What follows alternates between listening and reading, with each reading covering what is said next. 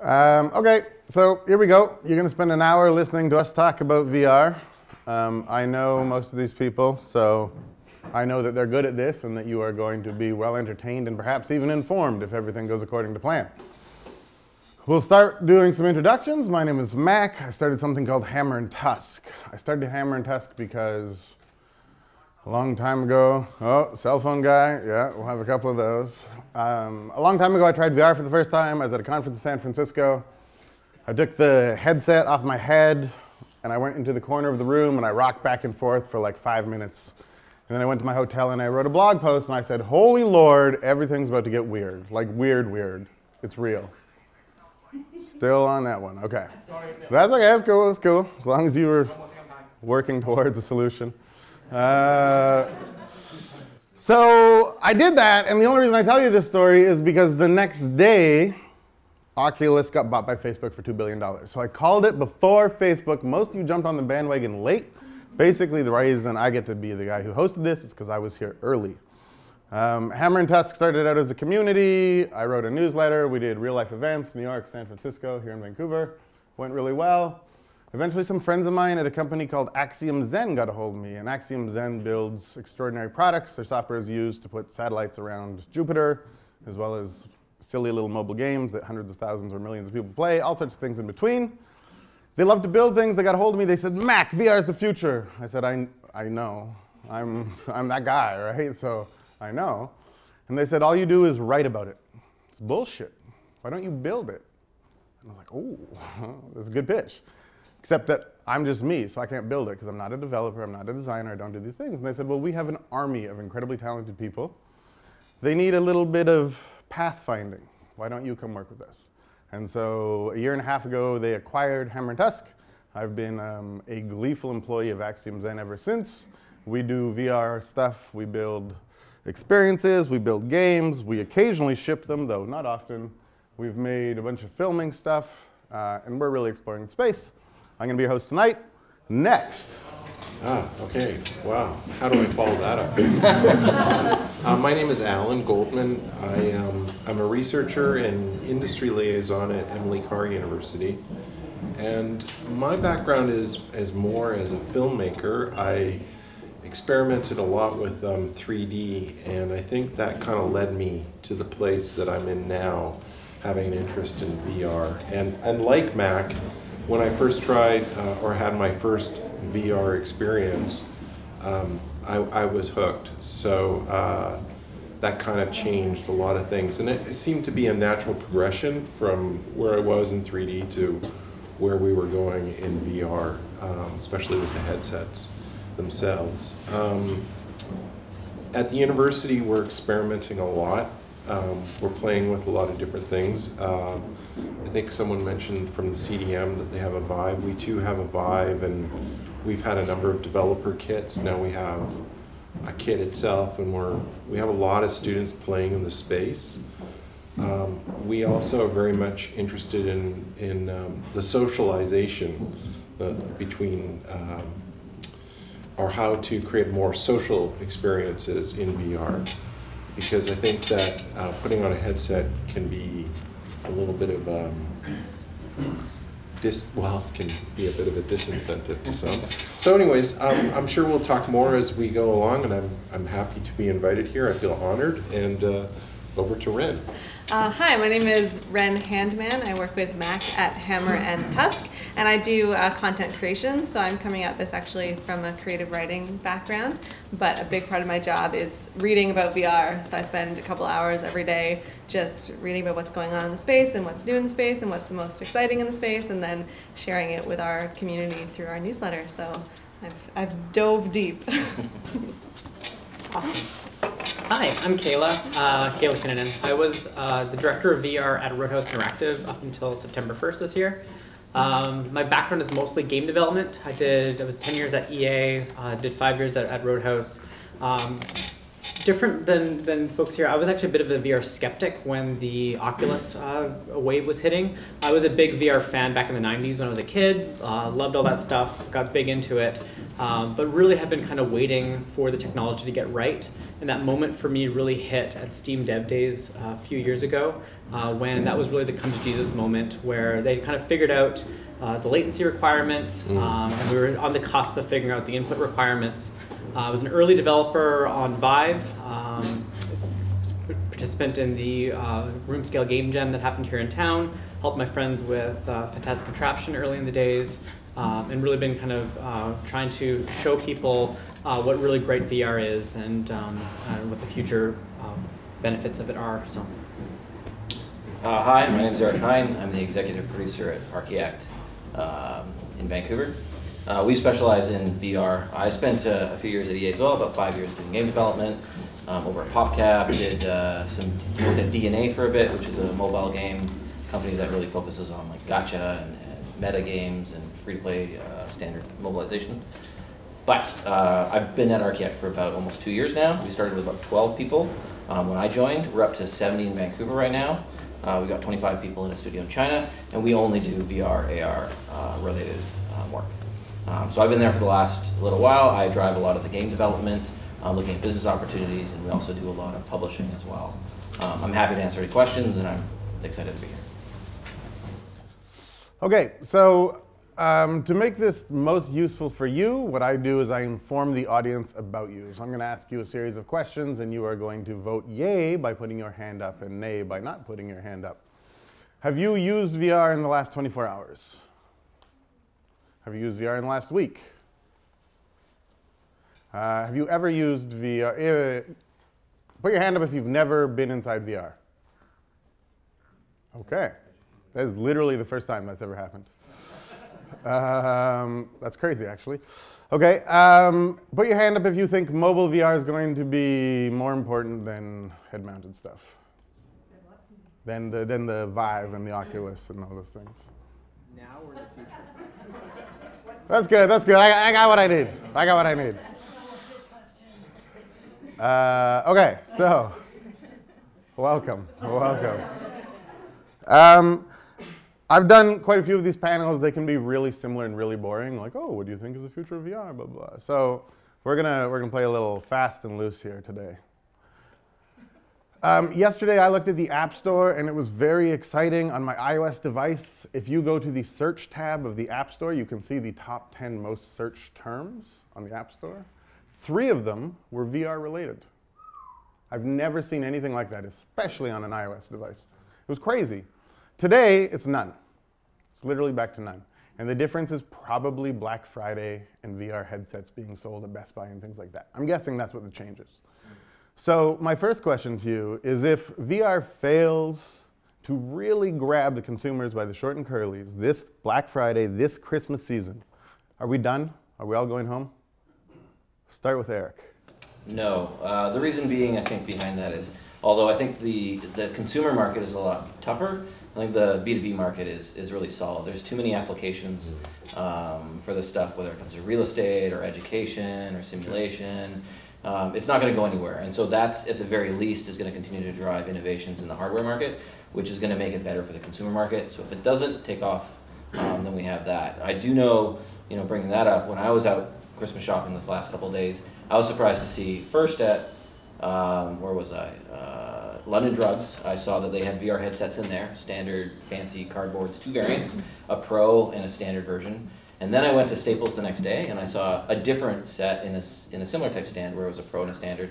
And then I was absolutely surprised to go to Save On Foods for groceries, and they had a stand there with a Google Cardboard variant there with a Pro and a standard again. That blew my mind. So I suspect this Christmas we're going to see lots of those go out. Now, I don't know if that's going to be positive, because they might not actually deliver good experiences. Depends on the end phones that people have and stuff. But it's nice to see it gaining traction in North American audience.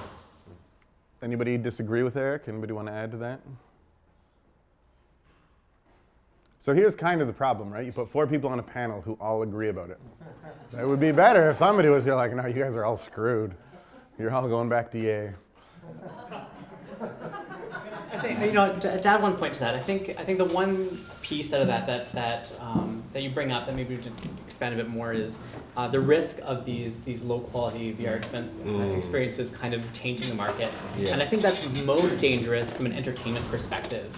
You're going to see a lot of families buying cardboard-esque type devices. They're going to slap their phone in there. They're not going to get a great VR experience. They're going to think that's what VR is from an entertainment perspective, and that may slow the uptake in terms of that result. But I completely agree with you in terms of even if entertainment sector fails to take off, if Black Friday sales don't really kind of come to fruition, there's so many other sectors that are looking at VR right now that it's here to stay, and it will impact our lives. It just may not have that immediate revolution in terms of entertainment products.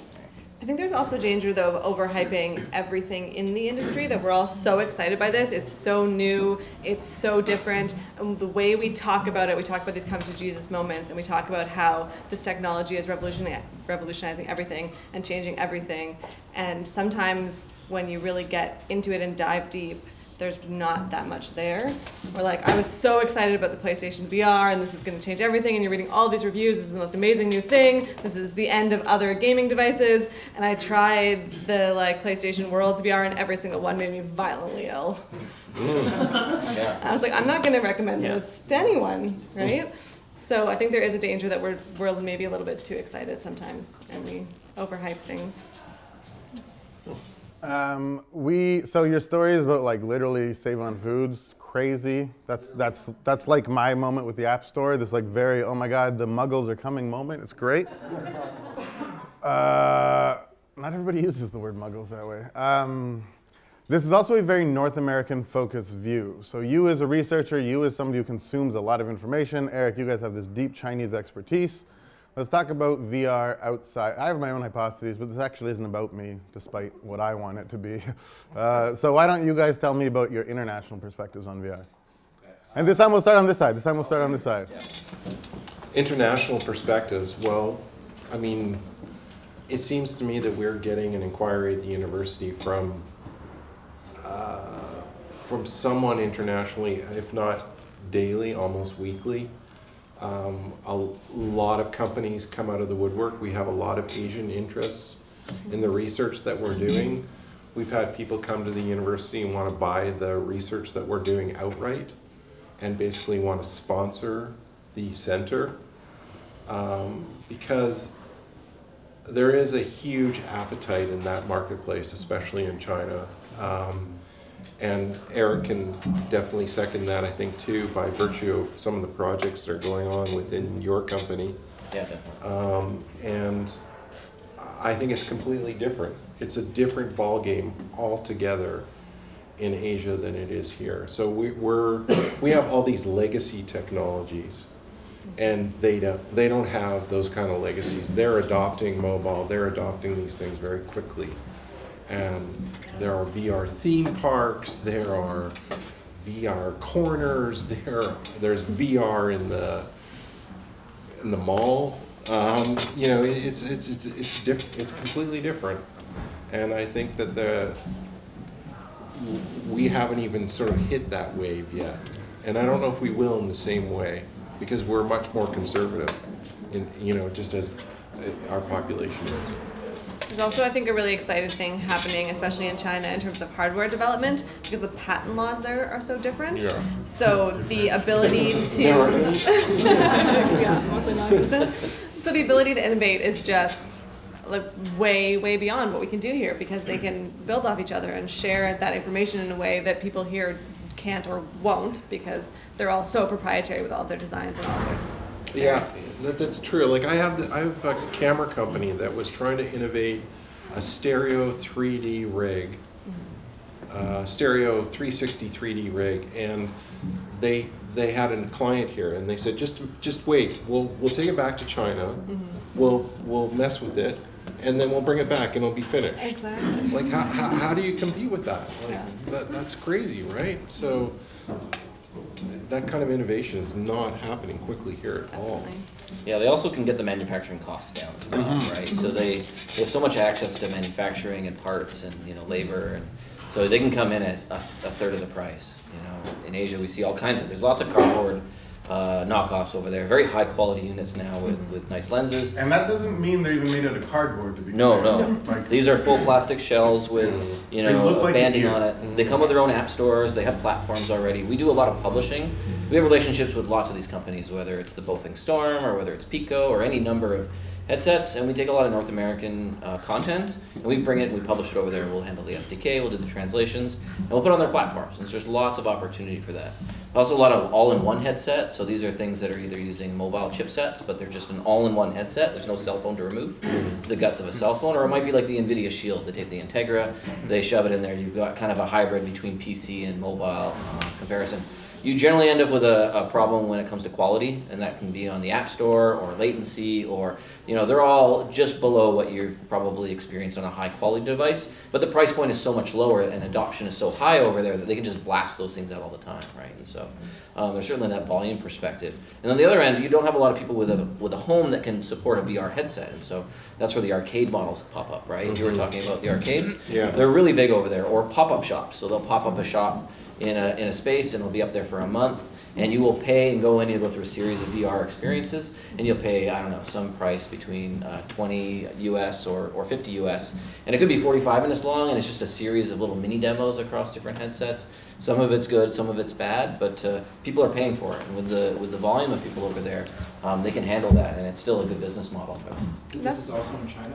This is in China. It's starting to pop up here as well, though. There's Yes. one in Victoria of all places, and there's one in Hamilton in Ontario. So we're starting to see that model being adopted Yeah. in North America. There's One one in that just Richmond. opened Richmond, Yeah, yeah. Richmond just opened up. Has anybody been to Richmond? No, I don't mean like Richmond as a city. I mean the VR cafe, VRcade you have. Good? Was it good? Oh yeah. Totally happy. Like they've got, I don't know, like 4 going on 8 VR stations. Wow. It's $45 for an hour. Wow. Nice. Bring your friends, everyone can watch you. Mm. So, what do you want better? Yeah. Straight And to- does anybody have any perspective? So I specifically said international and wasn't surprised that we came to China because China is the big piece of the story here. But is there any other stories that are interesting? Has Brazil got some weird things going on? Has Lagos, Nigeria got some things going on? I mean, it does. I was talking to a lady there, but I would say the top ones right now are the general arcade countries. So that's Japan, South Korea, Dubai, China. They're all really big on the arcade model already, and so it makes sense that they would adopt that kind of stuff first. But you're also seeing stuff like South Africa has decided to come together and have like a really formalized idea of what they want the VR community there to look like. So they're actively working on making sure that all the stories that are being told in VR aren't North American stories. So we're seeing some of this South Africa, which is very cool. I think Europe has been a slower adopter, actually, from what I can figure out. A lot of companies working out of it still, but Yeah, I think For the general for adoption. consumers. general adoptions just seems to be slow. Like we're ahead of North America. I would say we're ahead of Europe, but not nearly. I know when we look at our pace, yeah. PlayStation sales, like from our software, Yeah. Europe and North America are about in parity right now. So it might bode well for the PlayStation, PlayStation VR sales. Hey Mack, I have a comment on that. Yeah. So I used to work for a company called Future Town, and I managed the VR arcade programs there. Mm-hmm. So we had 3 launch titles for the Vive, and so during the course after the launch, we had our products being in VR arcades across 5 different continents, including Pakistan, London. We looked at a lot of Eastern European countries. So you'll see a lot of adoption through the VR arcades rather than the consumer market. And every day it's like 20 queries from different people wanting to set up. In Canada, actually the most sophisticated is Control V. They're based out of Ontario. They just set up operations in Edmonton. But again, it's like very sophisticated operations and very organized. But a company that's getting into it big time is Weaver that did the boot. Yeah. And they're setting up a whole program. It's all about VR arcades, targeting malls and big operators and stuff. So I think that's where you're seeing, kind of see the bigger side of it is on the VR arcades. thank you, Kevin. Changing gears, work in VR. So have any of you ever worked in VR because you wanted to be more productive? Yes. We have a yes. Let's start there. So So one of the first things, we were making a puzzle game, and one of the first things we found was the iteration of design for puzzles is really challenging, because I'll do something in Unity, I'll want to test it, so I hit play, I run over, put the headset on, I'm like, no, that's not good. Take the headset off, run back, stop, edit something in Unity, and go back over there. And that whole kind of flow is really slow. And so what we did was we just spent a few days and built an in-VR level editor for us, which paid for itself in terms of just my design time within just a couple weeks. There's a lot of good use cases for doing that type of stuff for experiences. I'm good friends with Timony and all of them at Unity Labs, and they're looking at great ways of using in VR editing it with Unity. Unreal is doing similar research as well. There's some really good opportunities there for just making your workflow a lot better in VR, because there's certain things that you get in VR better than you get when you're looking at the screen. And I think even going forward, it's going to be more interesting because it'll open up 3D content creation to people who don't necessarily want to go through the learning process of doing it on a screen-based medium. So if you look at the carte blanche model that Unity's kind of shown, it's a totally different way of looking at 3D content creation in a way that would be accessible to everyone by using cards and voice input and an AI agent and being able to do all that work in VR, allowing pretty much anybody to build their own kind of universes in VR. So there's a lot of opportunities there. What about content that doesn't involve creating 3D? Does anybody ever like open their email and their Gmail drive and worked in VR or in AR and anything like this? No. I don't think the resolution is good enough yet. I did a lot of testing on these, virtual desktops and things, and it's just way too hard to read text. I think it's not there yet. Yeah, I think like once resolution gets higher and all that stuff, that may be an appropriate way of doing things. You just kind of place, because there will never cease to be a need for 2D screen-based interaction models. But right now, the standard screens that we have are hard to kind of bring into VR right now because of that resolution limitation. You have to have a really big screen. Yeah, even the HoloLens is not quite there yet. Yeah, We've tried to use the HoloLens as an actual, virtual desktop and actually, have it all up in your space. And it's still, the interaction models are still too complicated and a little bit, unintuitive at this stage. So there's still work to be done.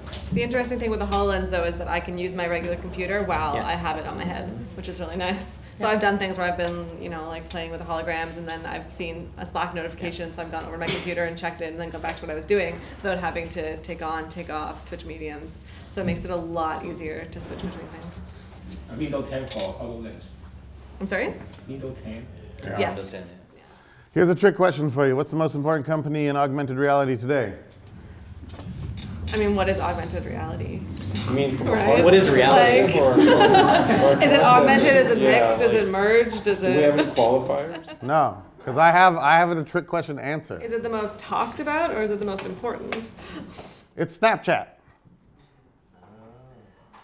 Anybody disagree up here? I do.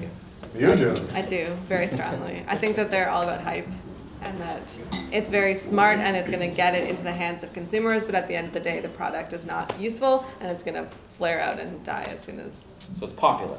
it's popular. I think we've got a local company here that's going to take off in a big way in that space, which is Finger Food Studios. So, What's Finger Food doing that you can talk about?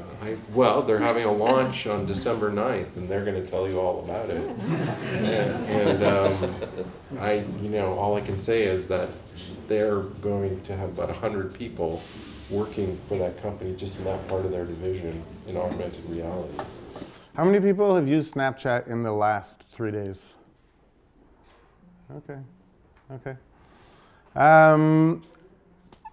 So tell me. Obviously, you think it's important. Why? I think it's because of the because of the number of times that somebody intentionally goes about and says, I want to apply AR to my world lens, is measured in the billions on Snapchat daily, which is ludicrous. And they're doing an incredible job of sort of, I don't know if democratizing is the right word, but bringing AR into a space where people understand it, where it's not something totally new, it's not scary in any way, it's just another thing that's part of your life, right? You put some filters on your photos. We've been doing this for ages in a slightly different way. Now it's more sophisticated, so people can kind of build with it. And if you ask most Snapchat users what augmented reality is, they probably say, I don't know. They don't realize that they're using it every day. That's an interesting point. Have you guys watched any of the spectacle videos? No. So you know spectacles, they're glasses? Yeah. They make glasses. Yeah. And they said the square screen is dead. We don't need a square screen. We're not capturing on a square screen. So the spectacles have got 2 cameras, one on each side. I think there's one on each side, maybe there's just one. They capture circular video. And then with your phone, you can either look at it in portrait mode, or in the middle of the video, you can turn to landscape mode. And the whole video works anyways, because in fact, the captured part is this big. They're only rendering this in greater screen. Even that small moment makes you feel like they have caught the whole world. It is a very strange sensation of this is bigger than video. It's bigger than, and that has nothing to do with the AR even. That's just how they've brought the spectacles into the AR space. Okay, biggest threats to VR outside of bad content pissing in the well and us like ruining grandma's first VR experience so she never comes back. Because that's the easy answer. You ask people this question, they say, we're going to make bad content, and then everybody's going to try it for the first time, they're not going to love it. It's not the Wii. You know, everybody's first time playing the Wii, they were like, oh my God, this is amazing. I'm bowling, and I'm tennis, and I'm going to go buy this, and it's super great. We know that VR could mess that up. Is there any other real concerns? I think I've been reading a lot lately about the lack of research into what it's actually doing to your body in terms of health and safety. And it's something that we're starting to talk about. And as things like the PSVR become more popular and people are in VR for longer and longer, you're starting to hear more and more stories about things going wrong. And I think that if we don't figure it out and make sure that it's safe, that could be a serious detriment to the technology. I would greatly worry about the commercialization of the actual virtual space. So I'm sure we've all read Ready Player One, or if we haven't, we know that space and understand it to some degree. But what happens when we start placing things in that space and monetizing it with advertising? That would be a killer for me. I mean, I don't want to participate in that. So that would be my... Do you not think it's an inevitability? It may be inevitability, but it's not something I want, you know, because he asked me a direct question, so... Yeah. That side of the panel, got any real fears? Short term, obviously price point and form factor are the hardest problems to solve right now. So that's kind of hurting things. I would say long term, and this is just sparked by you, this came into my head. I read the book, Snow Crash is a good book to read, and there's another one nobody talks about called Otherland, which actually has some good virtual spaces in there. And I can see it actually, if you think about real life, and you can only monetize and analyze and measure and spy on so much details of someone's life, but as we become more virtualized, you can do all that stuff. You know, there can be overarching systems that control, measure, read everything you do at every single point. So it's like the ultimate in, you know, Big Brother, if you think about it, sometime down the line, whether it's 20, 30, 50 years down the line. If you don't think we've hit the tipping point of VR yet, and if you do, I think you're crazy. But what is it Apple's phone that comes out that is like super great with their headset? Is this Daydream and Pixel thing going to be enough to make this go big? What is the actual, when we historically look back and be like, that was the day that the dam broke? We don't know where VR fits in our daily lives yet. And I think that's the biggest thing, is we're all just kind of grasping at straws and trying to figure what that is. You know, the iPhone, prior to the iPhone, we really didn't know where smartphones existed in our daily lives. And I think even when the iPhone first launched, we didn't really know where it fit into our daily lives. Until we actually get that figured out, like what is the value add? The thing that I forget who it was, gave a really good talk on a panel last year, and it was what is the use case that would make you drive back home to get it because you left it at home? So like your cell phone. So if you leave your cell phone at home, you will probably drive back home to get it, even if you're 15 minutes away. So what is that app on your VR glasses or headset that is so imperative to your day-to-day functions that you would be willing to go back home to get it because you just cannot see yourself getting through your day without that?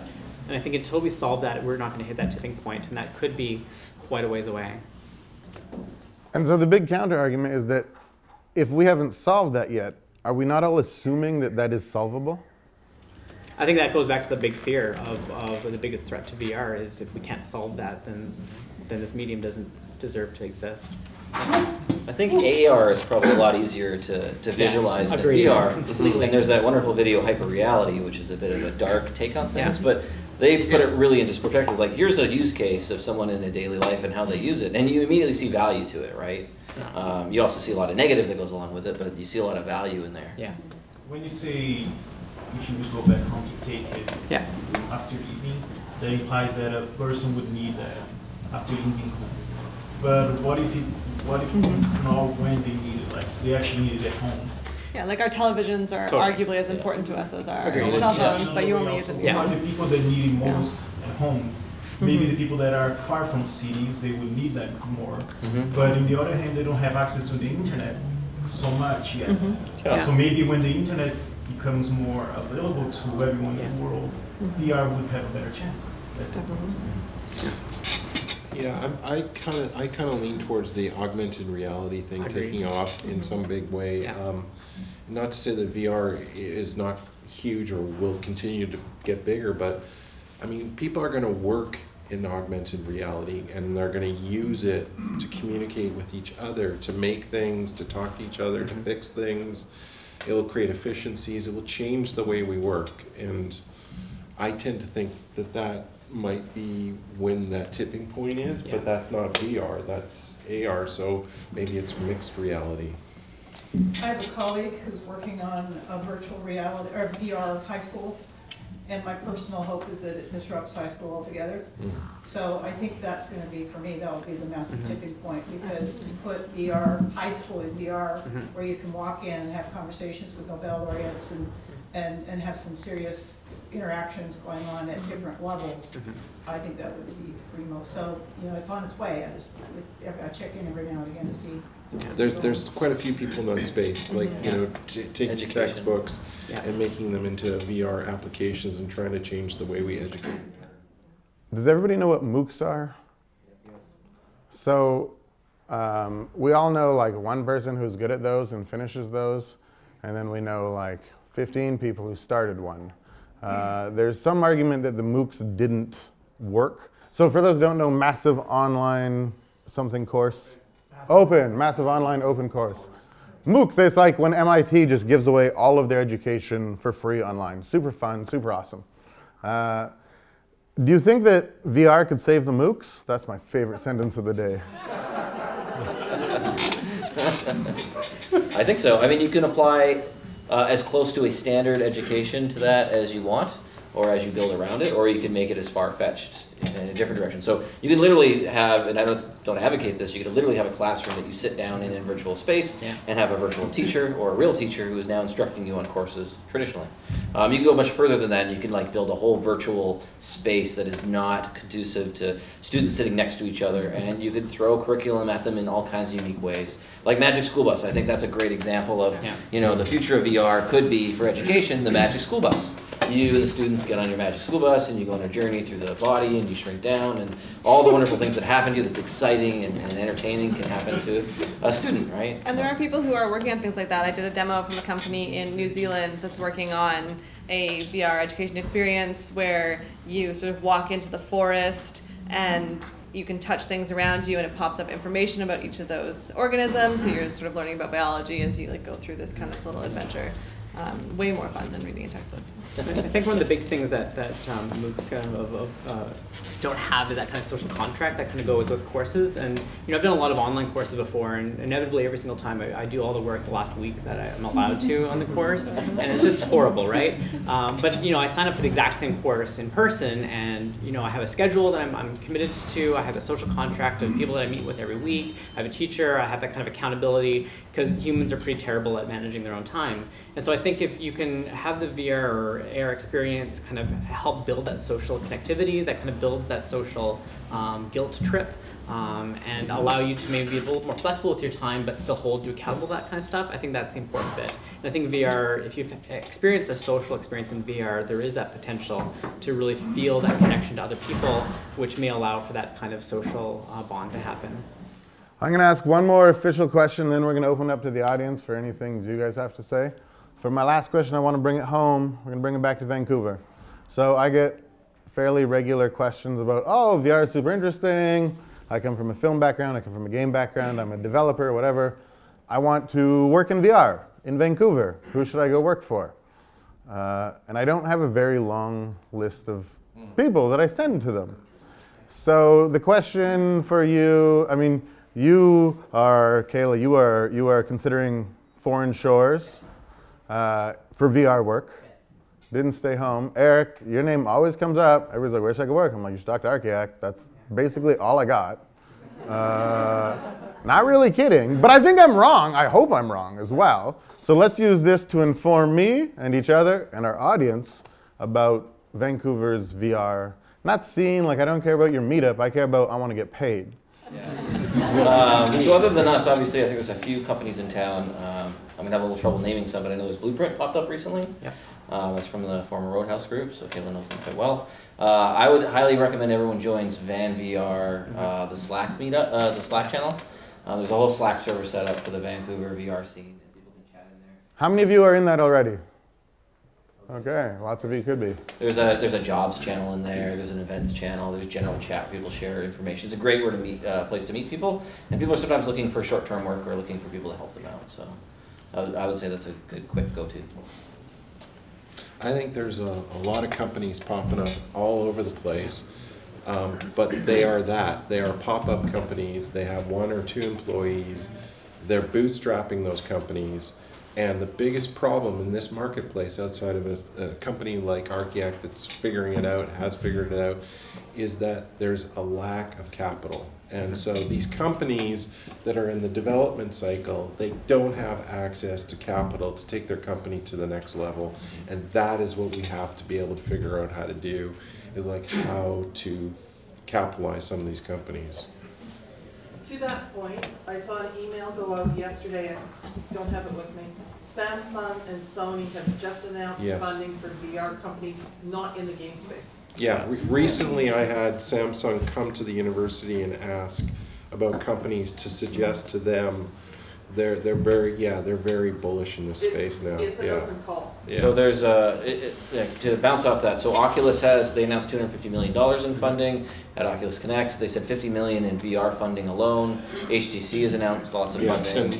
10 million, I think. Yeah, 10 million. No, I think if I remember correctly, the Samsung and Sony announcements were $100 million each. Yeah. And then you've got Epic, who will throw some money around. BC itself in Canada actually have lots of opportunity to get funding. Yeah. In addition to that, so there's lots of ways to go and get funding. Most of these places are looking for playables. Like when we talk to them, they're like, "Well, show us something.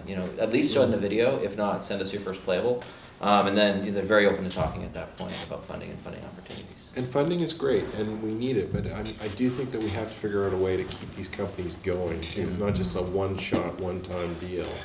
So it's like, how do we move them to another level? So, yeah. And that's my big thing is, when I look at VR and I look at AR, I look at this as a 10-year journey of, all the stuff we need to do between now and getting this to the consumer mass market area. And it's going to be a long journey to get there. Yeah.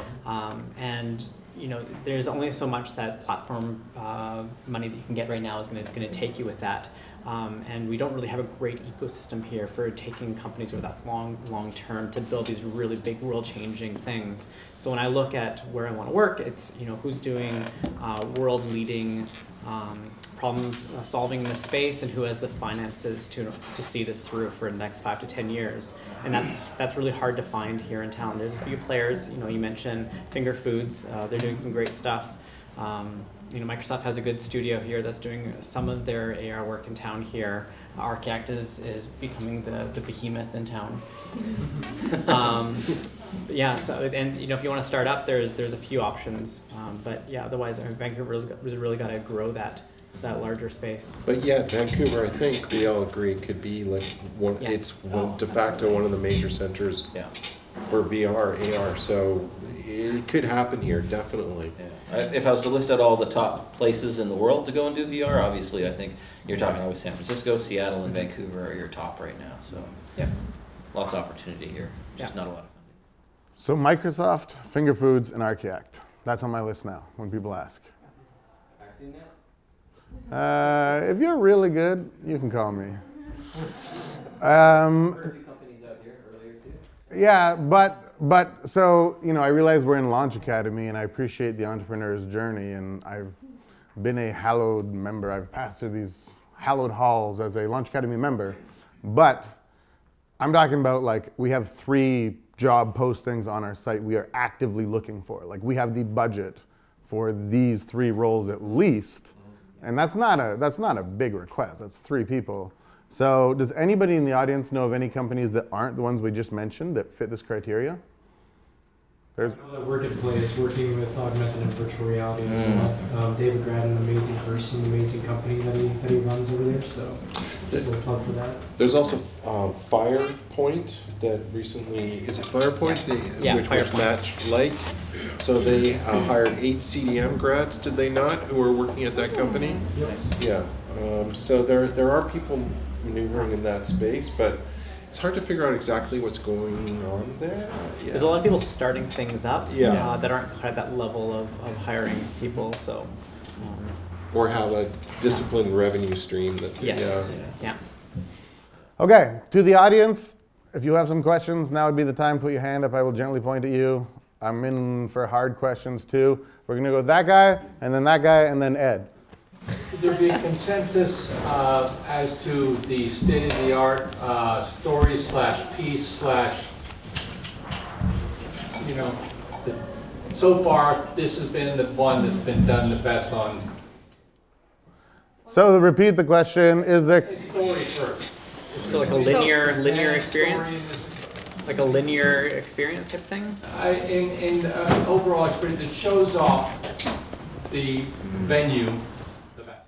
So the question was for the microphone, is there a best-in-class linear story-esque narrative, a straightforward experience on VR that we think of as benchmark? We don't have to call it Citizen Kane yet, but we're calling it the current benchmark. I mean, the stuff that Penrose Studios is doing and Oculus Studios is really great. It's, you know, it's real-time rendered, so you can walk around the whole scene. I think they're experimenting quite well with a low level of interactivity, but kind of trying to understand how the player or how the viewer kind of fits within the world. So obviously Henry is the most recent one from Oculus Studio, and Penrose Studio did A Rose and I, and what's the latest one called? I can't remember. I can never remember. But it's so good. The latest one is brings tears to people's eyes. So yeah, I would look at stuff from Penrose Studios and Oculus Studios. Are you talking about in general, or are you talking about locally, or I'm talking in general. I'm talking the state-of-the-art story, because I think story is essentially the. I really love what Cloudhead Games did. I thought it was fantastic, and I can never remember the title though. Gallery. The Gallery. Gallery, 6 elements. But I mean, right. again, I was convinced to like an interactive gaming experience. Yeah. Oh, you go ahead. One of my big complaints in the space is that everyone is calling everything an experience. And to me, an experience means I'm involved somehow. Yeah. And a lot of these things that we call experiences are actually just movies. So like I saw Invasion, which is one of the biggest touted things, and it's won so many things, and it's quite adorable. Yeah. But I personally did not like it because I felt like I was supposed to interact and I wasn't allowed. Like there were all these cues that seemed like it was my turn. I had a body, I could see myself, but I couldn't do anything. And I found it really, really frustrating. So I think that we need to sort of erase the word experience from our vocabulary when we're talking about 360 movies. They're movies, right? If you're sitting there and you're watching it, it's a movie. I think the other word that I find discouraging is empathy. This is an empathetic it's experience. An empathetic machine, yeah. So I'll throw in I have 3 favorites in 3 different categories. So there's Gnomes and Goblins, I think. Gnomes and Goblins, so that's so good. one of the most amazing storybook interactive experiences. It won't move without your interaction to some extent, but it's an experience. Yeah, you actually feel like you're a part of it, right? Yeah. That's great. On the HoloLens, there's something called Fragments, and I think that's more of a game, but you're playing out an experience. You're trying to solve and drive the story forward. It actually takes over your living room, and it's it does an amazing job of doing it. The quality bar is really high. And then one more on the 360 side, there's the whole Gone series, I think, which is it's not an experience in the sense of not interacting with it that much. But there's a child abduction. It's actually done by the Walking Dead is involved somehow, the writers from that. And it's a 360 video that takes place, and there's a whole bunch of episodes of it. And while it's going on, there's hotspots that pop up that you can catch, and it'll take you into sub-stories of that story. So you can actually catch, maybe you saw what happened or you caught a clue, and then it takes you back to the main story. So it's a series of linked 360 videos that's really entertaining. And that's on the Gear VR. So if you go to the Samsung, whatever their video app is called, Samsung VR maybe now, you can actually launch it. You can check it all out for free. Question from over there. Oh, you got a comment or question? Okay, a year later. You. One of the big strengths that I see of console and arcade games is that you're able to have a person right beside you. You got to play together and have a very fun time together. And VR seems very like a singular experience. You yourself are playing alone, right, and everyone else is walking around you. So So my question is, how do you see VR becoming more collaborative activity in the future? The question was, VR seems like it's very isolationary. How do you see VR becoming a more collaborative opportunity? I'll start with that because we do a lot of our source is collaborative. So we build arcade titles for China and East Asia and stuff like that. And all the titles we build for there are all intended to be at least 2-player games. So you have 2 players in the experience. They're actually playing in the arcade beside each other, and you can see each other in the virtual space. So we can demo some of that stuff in the office right now. All our new titles are AAA aiming titles, and they're all also multiplayer. And some of them are 4-player, some of them are 2-player cooperative. And so we're trying to do that. Some of them may not be in the same space. A lot of them are designed also for arcades in mind, where you will see other players. In addition to that, there's lots of games out there, and maybe they're less games, but they are about massive multiplayer. So the top titles I think on the Vive right now are games like Onward and Raw Data and Rec Room, and these are all about multiplayer experiences. They may not be people locally with you, but you're interacting with people who are actually in the environment. And it makes it a lot more real, and it makes it feel like you're actually having a connection with people. Sometimes there's some negative things that happen in there. We've seen articles on that, and that's pretty brutal. But at the same time, it becomes profoundly more than just a solo experience. So I think you're going to see more and more of those picking up as we go forward. So I will interject and say we can all assume that inside VR will become social very quickly. You've got like Facebook literally owns Oculus, right? Social VR will be figured out. So let's target any more answers to the idea of local multiplayer, of making it so that you will have your friends over while you're VRing. Or there's a lot of like asymmetrical VR type stuff that you can look out there, like Keep Talking and No One Explodes is one great example out there. Sony is always looking for these types of examples so that you have one player in the PlayStation VR headset and then have multiple players playing with controllers on the TV right there.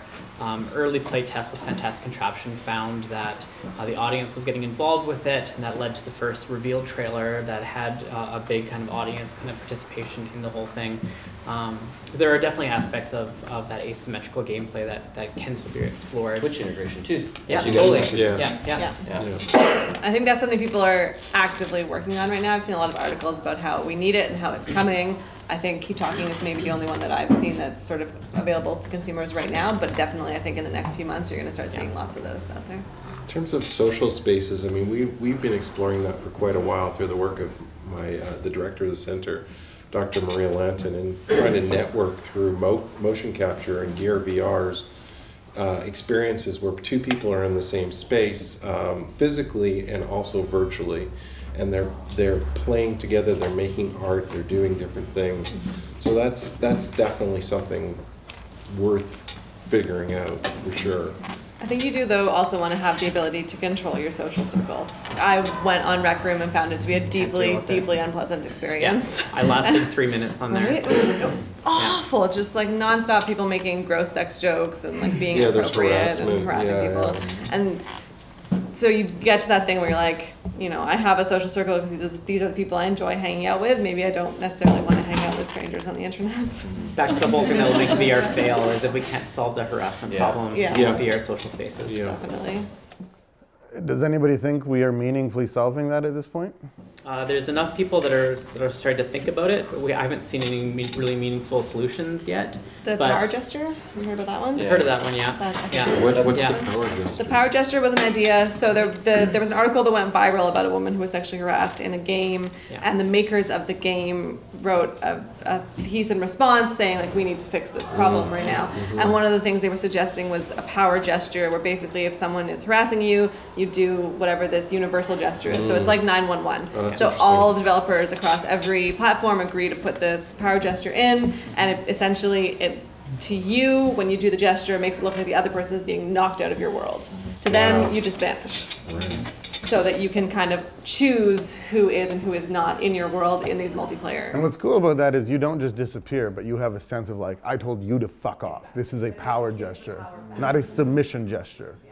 So it's not you running away, it's you reclaiming your space, which is a really important distinction. I mean, the big challenge with that is it is a reactionary thing that you have to do after you've had a negative experience. It's true. And, you know, there's a lot of players that once they have a negative experience, they will not go back. And like, even if I went into a game knowing I was going to have a negative experience, even if I had that power gesture, I'm still not going to go into it.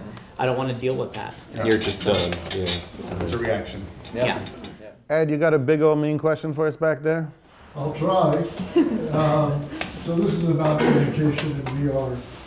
A long, long time ago, there was a technology that was supposed to completely revolutionize education.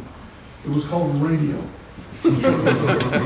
And when that didn't work, it was replaced with the dream of television. And when that didn't work, it was going to be computers. Yeah.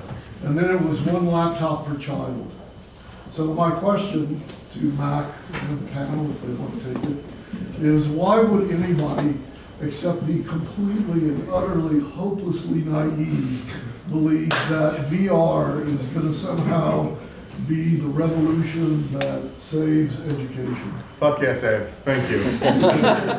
How did television not revolutionize education? How did computers not revolutionize education? Like, I mean, even if you... Well, if you would like to look at test scores for all kinds of things like mathematics, reading comprehension, etc., I defy you to look at those scores and pick out the bumps where television enters the education market, or MOOCs enter the education market, or computers, or laptops, or radio, or film strips, or anything else, because that's not it. I would be worried that if we average it, it might be a general lowering. But if you look at the potential, you may have a raising. Because I feel like... That's just empty words. I mean, everything has potential. Everybody in this room has That's right. But if you, most of it will not be realized. If you can provide a means for people that are motivated and can take advantage of that, then you're supercharging the people that have the potential, right? Mack, what's your estimate for the number of people who complete a MOOC course? So if I look at it as an example, when I was growing up, right, I would say that I watch a lot of documentaries. I love documentaries. I love, learning about, biology and science and all that. Had I not had a computer, I didn't have TV, I might not have access to learning about all that stuff. I'm not using any of that in my career, but I'm more educated on the sense of, I can watch David Attenborough and, the latest Planet Earth, and I can be much more educated in a lot of things I would never have access to. That doesn't mean that the whole population as a whole isn't getting dragged down on also very bad TV. And this is the problem, is anything that has, for the power of good, there's also the power of evil. The example I'll give, and this is the fear, of some of the VR, is Grand Theft Auto in VR, right? All of a sudden you have this really dangerous mentality where some people will go in and say, that's horrific, all of a sudden it's real, it's, I have empathy to what's going on in this stage. But at the same time, you have people who may go in and try this out and get, they'll get desensitized to it. And now running around and stealing a car and running people over is no longer like such a shocking thing anymore, because they do it so often in VR. So you have, with all this education, all this potential education, you have a lot of negative things that can come along with it. And so how does it balance out? Is it more is it more negative than it is positive? I don't know. But I know there's a lot of potential for positive in all these technologies, right? It's just that maybe getting dropped down by a larger volume of negative. But history tells us that technology doesn't facilitate the development of that potential. I end this here because this will go back and forth. Ed, thank you. Literally, I love it. We got time for 2 more questions, and I'm going to judge you publicly by the quality of your question. We have 2 hands. Okay. He's going to go first. Thank you. Thank you for the comment for the VR, AR in future. But maybe I'm fishing. You guys haven't told me the future of VR and AR. Can you put them together in fusion of MR? Or in my way of thinking, like the HoloLens, the MR, that would be the Wi-Fi hotspot. No wire. Also, I think in the future, there will be no more heavy-duty goggle. Come with a contact lens with all the sensors into my eyes. That go for different environments. Will it be true or not?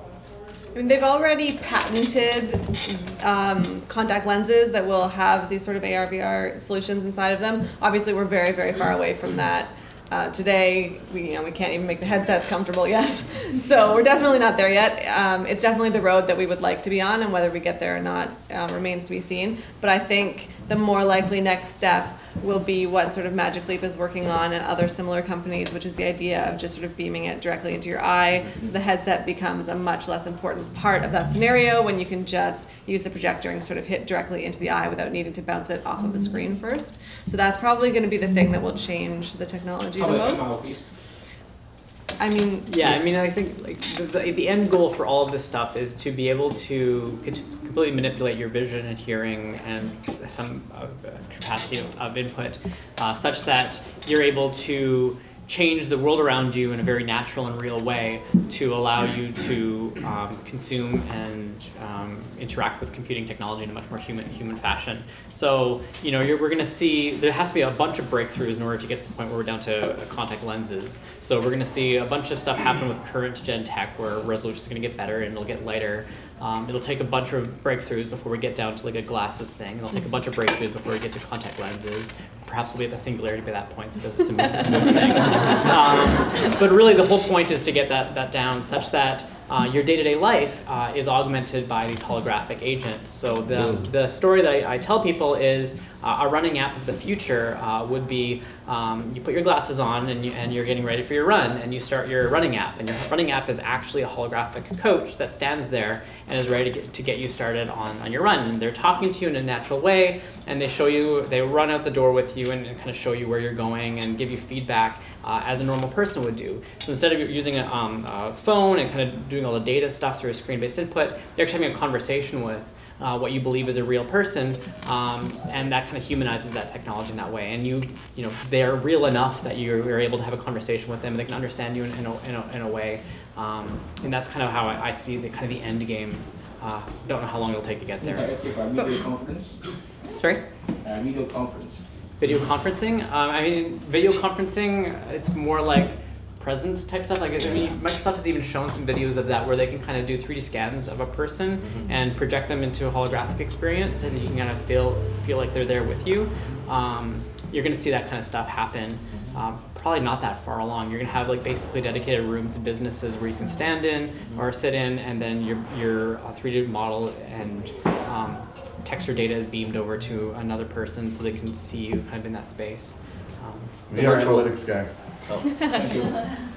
Is 360 video VR? Not yet, but it's getting there. So we call it VR because it's part of the same sort of space, and we sort of started using it at the same time. The argument that I've heard, the difference between VR and 360 is, can you move around in it? Yeah. So right now, no. But we're working on light field volume capture, and that's starting to become more popular. Seeing companies like Lytro who are making that available now. And it's not 360 yet with Lytro, right? It's, I think, 180. But you can walk around in it in a way that you sort of couldn't before. Well, so eventually 360 and VR will be indistinguishable from each other. And I think the big thing there is the muggles who are experiencing 360 video right now are going to be the ones that still believe it's VR even when it moves to light field, and they're not really going to know the difference between those two things. They can still be like, yeah, it's 360, it's VR, but it's better VR now. It's HD. It's VR HD, light field. A lot of those experiences that in 360 are being moved by the people that produce them into room scale versions. Yeah. So by virtue of doing that, then where is the differentiator? And is it important to differentiate between the two? I mean, because you can add a whole bunch of things in 360 now that you couldn't before. You can generate fonts, you can do a whole bunch of things. And it is an experience ultimately when that snake comes out and you put that on and it bites you. So, I don't know. Friends, it's 7:02. I took 2 minutes more of your time than I promised. A round of applause for the panelists.